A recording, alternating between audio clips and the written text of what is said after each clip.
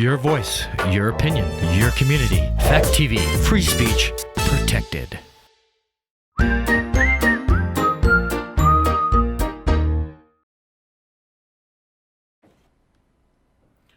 Why is there a group of deplorables here in the middle of nowhere? Who is Crystal? And what is the most dangerous game? All this and more on Gory Storytime. Warning.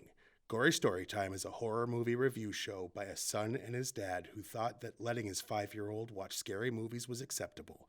If you are offended by horror or talk about blood and gore by a child, or if you don't want horror movies from the 60s through today spoiled, then there is a remote stuck in your couch cushion next to potato chip crumbs. Use it.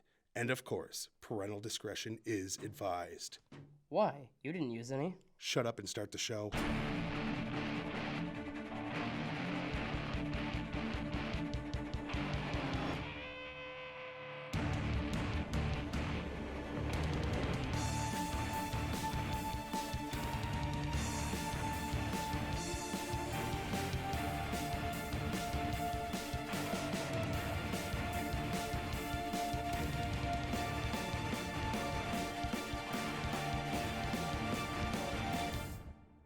Welcome to Gory Storytime. I'm your host, Jason. I'm his co-host and his father, Craig. And quickly to give the answers to those questions.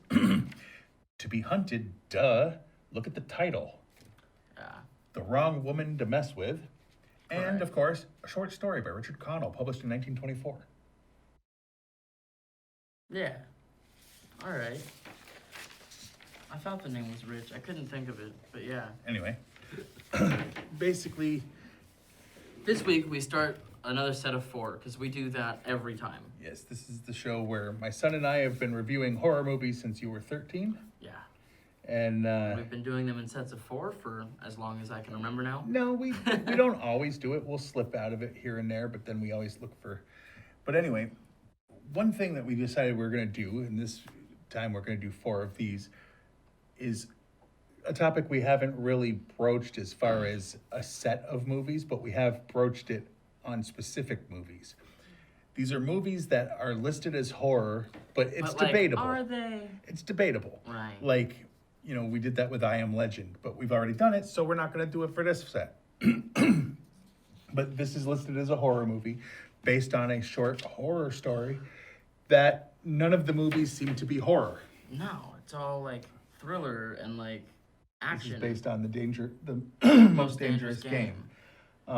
Which, by the way, Good story. Great Yeah. story. So like, definitely, if you are going into this not knowing what we're talking about with the most dangerous game, go read it.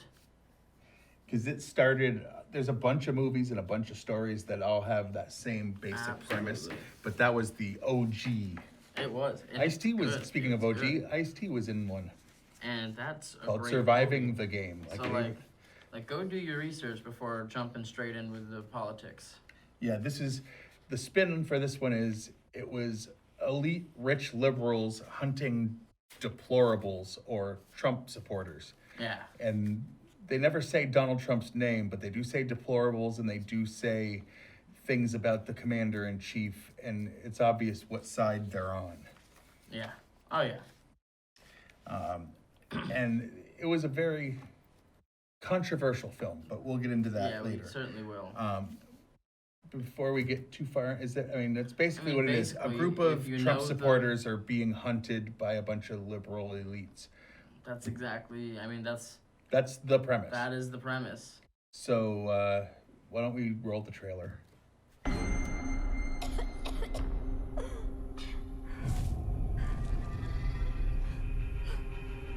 Hello?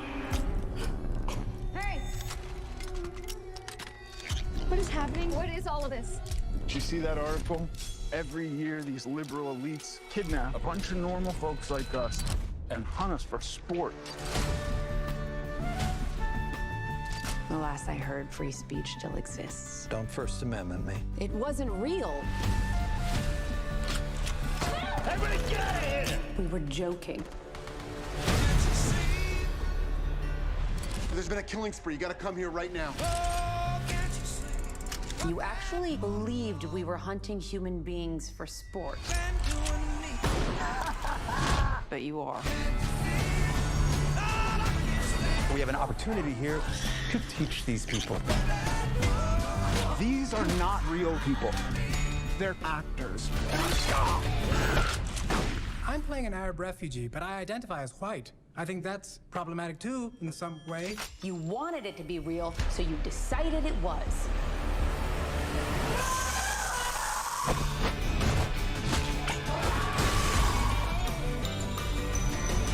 What kind of sick people would even think of something like that? White people. We're the worst. All right. So, before we give our opinions and background information. Well, and what? Actually, because usually you say, "Is there anything else you'd like to say before we?" And start? you always say no, so I'm well, skipping there is that. now. All right, because no. When this idea first came out, everybody jumped right on the "oh, it's horrible," "oh, it's awful," Including us. including us, and we probably shouldn't have. Well, Oh yeah. now this That's is the later. stuff we discussed later. Oh, yeah, I that's later. literally Never said mind. don't do that. Well, now you don't need to watch the end to find out what we think about the movie because No, retarded. not even that. Not even. Not that. All right, whatever. You done? Well. Spoiler alert! Here's the end of this episode. I mean, not really. I mean, because kinda. that wasn't that had nothing to do with. I mean, opinions it on would the have come movie. up later in the episode, so yes. You don't know. I literally know. You don't know. But before we get into the stuff you're trying to, like, do you finish before you start when you're with a lady? I don't start. That's a good point. That's a good point. Anyway, before we get into the stuff, meat and beef, we're going to give a shout out to our sponsors this week because, as anyone knows that watches the show, we we're get not paid doing this for free. We get paid fat stacks of cash for these real products that actually exist. And this week, we're cashing checks from. Let's see. Gory Storytime is brought to you by Political Jerky, the jerky that offends both sides equally. Our many varieties come in both left and right-wing versions with flavors like Lock Her Up Hickory Clinton or Redneck Hickory. See, you can choose which name you like better. Sleepy Joe Bacon or Grab Her by the Bacon. Yes. And then, of course, there's Bernie's Spicy Socialism or Packing Heat Spicy Beef. Ooh. Yeah. That's Political Jerky, where we believe there are good people on both sides and you vote with your wallet. Yes. And by the Overused Premises Film Festival, the only film festival for movies with stories you've seen before. This year, we have people switching bodies and learning about the other people's struggles movies, sports teams full of underdogs that come together to win the big game movies, and of course, guy goes out with nerdy girl for money, actually falls for her when she lets her hair down and removes her glasses, that makes her beautiful, that makes her suddenly hot. Then she finds out about the money and breaks up with him, only to have him prove himself to her, so they get back together movies. That's the Overused Premises Film Festival. We'll have you asking, haven't I seen this? All right. Now we get into the behind-the-scenes stuff. Or the meat and beef of the show. I go Apparently- first. Right. That's All why I right. wasn't- The movie was yanked from its original release date due to mass shootings, then rescheduled for March 13th, 2020, to then be affected drastically at the box office by the global COVID-19 pandemic.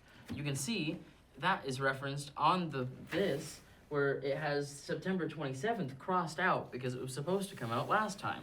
And here's the part that they're lying about. It wasn't because of a mass shooting. It wasn't going to be released at first because all the people saying ban this movie, don't allow this movie, and politically they said we better wait because people are freaking out, and then we'll just slide it in kind of sneaky later on. Boy, is did what they not know 2020 is not the year for that. Yeah. Due to the closure of movie theaters for COVID-19, Universal announced that this movie would be available to rent Friday the 20th, March 20, with a 48-hour viewing window for $19.99, 1 week after hitting theater screens that had already been after having been pulled from its previous release. This film is partly inspired by The Most Dangerous Game, the famous 1924 short story by Richard Connell, but with a satirical twist. Other films with similar premises include The Most Dangerous Game from 1932, Turkey Shoot from 82, Hard Target from 93, Surviving the Game from 94, The Pest from 97, and The Eliminator from 04.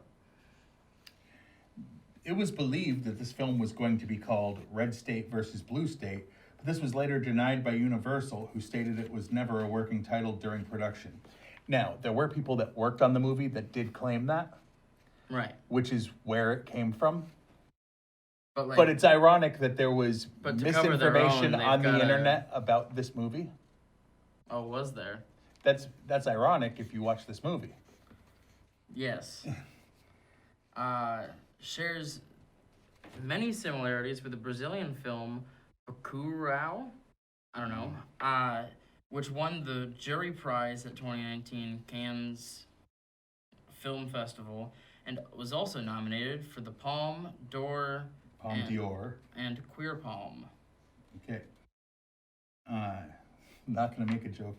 Nope, this is not the show. There are several cultural character references throughout the movie. Crystal does a superb take on Aesop's fable of the hare and the tortoise, only she tells it as a story of the jackrabbit and the box turtle. The jackrabbit makes an appearance on screen just before Crystal eats Athena's grilled cheese sandwich. Yeah. I'm not saying when that is, but... There are also references to George Orwell's book Animal Farm. One of the hunters on the plane calls the deplorable who woke up early Randy Squealer. The pig is named Orwell. There are jars of pickled pig lips in Page store. When Ma reports that they got 3 of them, she uses Animal Farm code names, Molly, Moses, and Mr. Whimper. When the hunters are choosing their victims, Athena says, referring to Crystal, we have our Snowball, and Crystal argues with Athena at the end about being labeled Snowball. And anyone that's read that book and thinks that liberals should support it, I mean, it's anti-socialist, anti-communism, anti-liberal agenda stuff. And they're the ones that are like, it's like 1984, which is also anti-them. Yeah. It's like, but, you know, it's like, stop God forbid pointing to things that show that you're the bad guys. I mean, that's basically what those books are. No matter what your belief on the topic is, that's what those books are saying.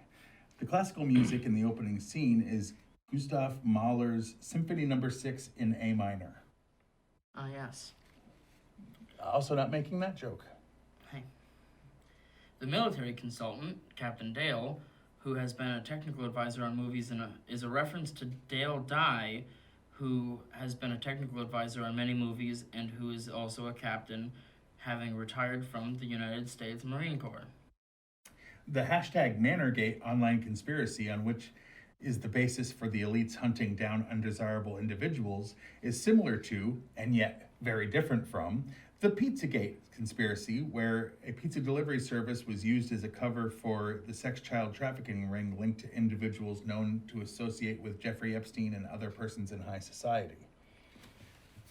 I mean, also not really, because this movie was talked about, like, before that? No. No? No. All right, either way. Before Epstein was caught, Pizzagate was talked about. And oh, really? Yeah. They even did an episode of SVU where someone had gone into the pizza shop and was basically saying, lead me to the basement where all the kids are, or I'm going to kill everybody. Like, oh, wow. Yeah.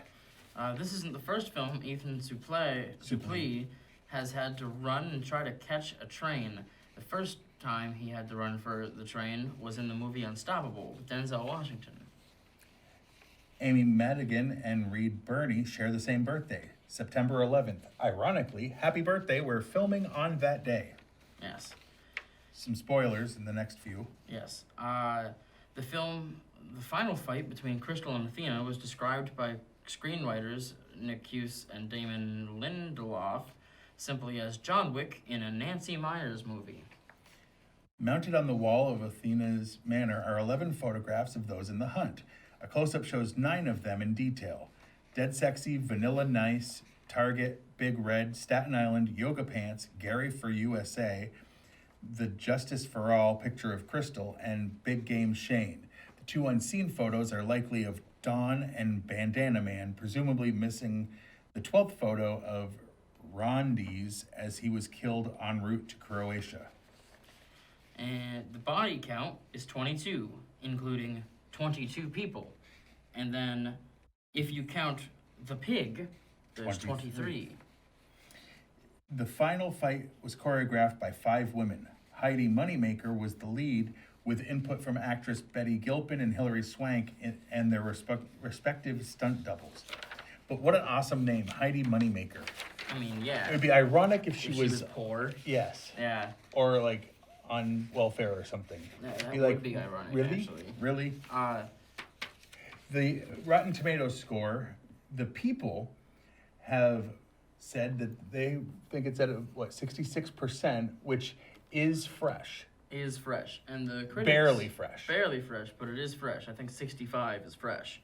So, the critics have it at a 57. And you'd think, because it was about killing Trump supporters, the media folk would be like, yes! But maybe when they actually watched it, they went, it's not what everyone thought it was. And, crap. Well. It's not what everyone thought it was.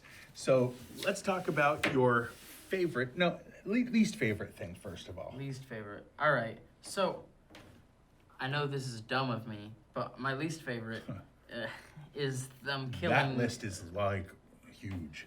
Is them killing Orwell, all right, the pig. Because it's like, the pig didn't do anything. But bacon. Right, so that's kind of the thing. But bacon. Okay, so in the previous scene, I said, I hope they... Ironically, I I'm hope they trumping kill you him. with 2 words. No, listen. But bacon. But bacon. Okay, but listen. So in the previous scene, they were looking at the pig or whatever, and I was like, oh, I hope they make bacon out of that. And the next scene, the elites just fill it with holes. And I'm like, well, now it's not worth bacon anymore. They done shot him full of bullets. But those elite liberals probably... Wouldn't have been eating the bacon? Yeah, they'd be going vegan. Right, but... They'd be doing soy bacon. But yeah, they killed Orwell when he could have been used for good bacon, and they didn't, so... Again, I trump you with but bacon. So what's your least My favorite? least favorite thing might have to be the death of the character in, spoiler alert, Athena. Because it seemed like more damage was done to her opponent, Crystal, and somehow she's the one to walk away. Die. Yeah. Oh, right. Yeah. Athena died. And it's like, she didn't seem hurt. As hurt? Considering what hurt her. Right. Was literally the exact thing that didn't kill the other one. Right. It just doesn't make sense. Maybe she's just weak. I mean, yeah, but not according to that fight. Maybe they both are. But one Again, not according to that fight. Yeah, also true. That fight was pretty badass, actually. Out of the entire fight, there was one kick Hilary Swank did that bugged me because I'm like, that is faker than anything. Oh, yeah. There was one kick where it's like, and I'm like, no, not that. Nope. But other than that, it was pretty sweet. Yeah, and that was really well put together, that entire fight. I mean, with jokes thrown in. No more glass. No more glass. All right. If you watch it, you'll get that. My favorite. I was going to go with that fight scene, but I was just thinking, there's a scene in a car. See, I have that as my least favorite. One part of it. The ending of it. So and you're like, that's my favorite. Well, no. I'm going with something else, but that's like a second, okay? So my favorite, and it's not because it's horrific, and that's what we're doing on the show, but what's her name? Main girl. Crystal. So Crystal and Dawn are in the car with who they at first thought was an FBI agent to help them, or whatever, get them to the embassy so that they can escape the being hunted. And he's talking, and she just goes, turns, and then kicks him out of the car. And it's like hilarious because she's making this weird high-pitched sound the entire time, and he's just driving along like nothing's happening. It's like, dude, she's right next to you, squealing in your ear. How do you not notice what's about to happen? I mean, I thought it was absolutely hilarious. okay. My favorite scene.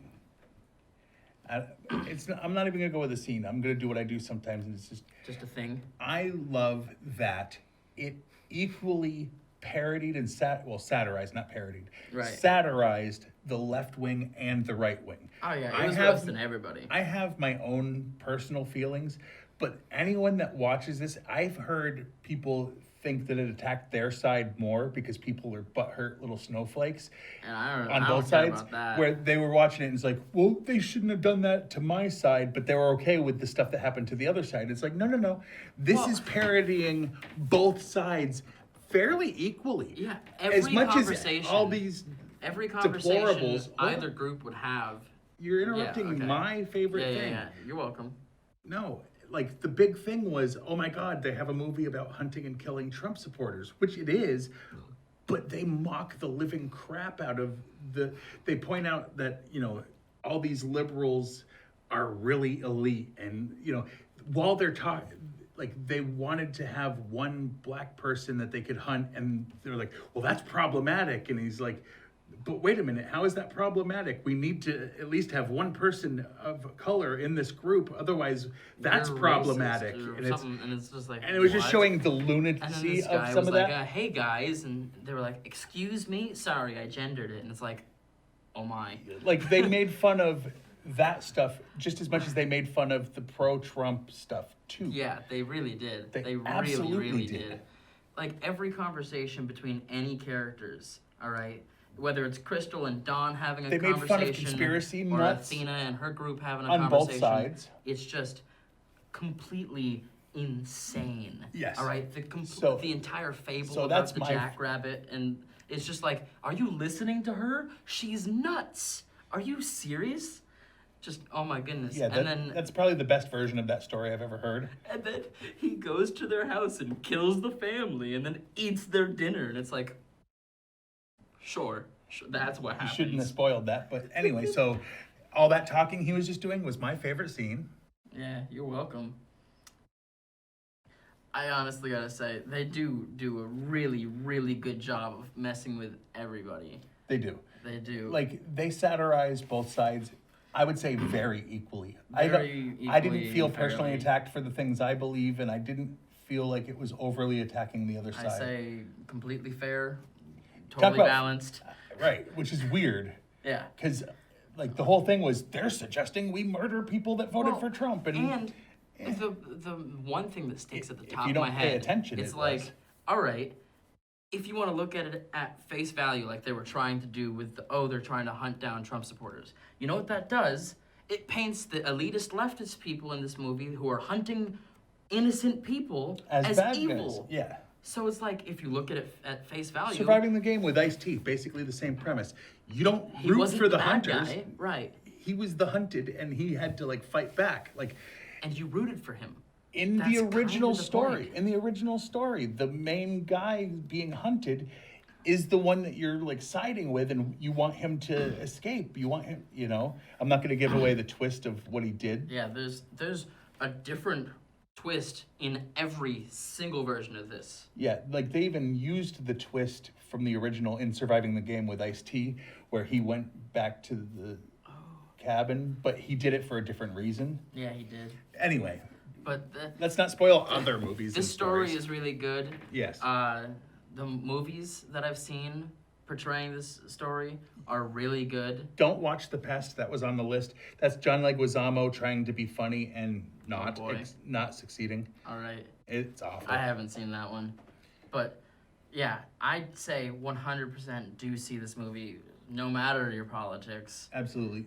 And understand, every time you laugh about them attacking the side you disagree with, you can easily get butthurt for the side that you do agree with getting attacked just as much. Except I laughed at everything. Yeah, because it was like, all right, I see what you're doing. It was fair. I see what you're doing. It was fair and balanced, like you said. I see the now, joke. Good on job. A scale of 1 to 10, what would you rate this? Oh my goodness. Because you really have to compare it to other movies in this situation. And it's like, it's not anywhere near as good as Surviving the Game. It's not. No. So, But like you gotta be Surviving the careful. Game, I'd give like a 9.5. So That was an amazing movie. Ice-T is a great actor. I'm but sticking with let's like talk an about this. 8. An 8? An 8. I'm gonna go with 7.5. There was a couple of things that were a little hokey, but you know what? It's still worth the watch. Like, I'm glad I own would it. watch I this will a watch few it more again. times. Like Yeah. I would watch So, this a lot. even if you're a redneck Bible thumping gun hoarder, or you're Or a if you're a liberal vegan that believes in climate change transgender, yeah. no matter what you are, They'll first of they all will offend attack you. your side, They'll and attack they will you. attack the side you hate. And it's all funny. I don't care who you So are. It's all. if you're good. one of those people that claims not to get butthurt on either side, this is for you. If you are, this is still a movie for you because it's just good. It is. Anyway, so Like props to Jason Blum. yeah. Well, I don't think he wrote or directed it. He's just a producer, but sure. Yeah, props to him for putting Props this out. for- yeah. Slapping his name on it and letting it go out. Now over to this side. On that side, you can watch this show on Fact TV channel 1076. Thursdays at 8:30 p.m. Fridays at 7 p.m. You can like us on Facebook, and when I say like us, I mean Gory Storytime has a page, Fact TV has a page, which they stream live a lot of times, so you might even be watching it live. Hi! No? Yeah. Oh well, I guess you're not. So if All you right. heard me just say that, you didn't watch this live streamed, I lied. Anyway, And if you did hear that just now, how? then, if you did hear that just now, then Colin lied. Ha ha! Mind blown. All right, you can go to www.factate.com. You can follow us on Twitter. I'm at Craig Jakes, all lowercase, all one word. I'm at Jason T. Jake 17, capital J, capital T, capital J. He's a liar. He's at Jiggly Firm Brains, capital J, capital- capital E. F. Okay, Jiggly Firm Brain, Whatever. capital J, capital F, capital B. That's a different thing, though. That's hilarious. That's a good stuff. Anyway, that's it, right? That is it. So, last comment, do watch this movie. If you get the chance, 100%, do If you're a watch this left-wing movie. lunatic, watch this movie. If you're you're a a right-wing right-wing nut job, lunatic, right. watch this movie. Yeah, exactly. Watch this. If Just you don't do. give a crap about politics, but you want to see both sides get made fun of, watch this movie. Until next time, I'm your host, Jason. I'm his co-host and his father, supposedly. Sweet dreams. Sweet dreams.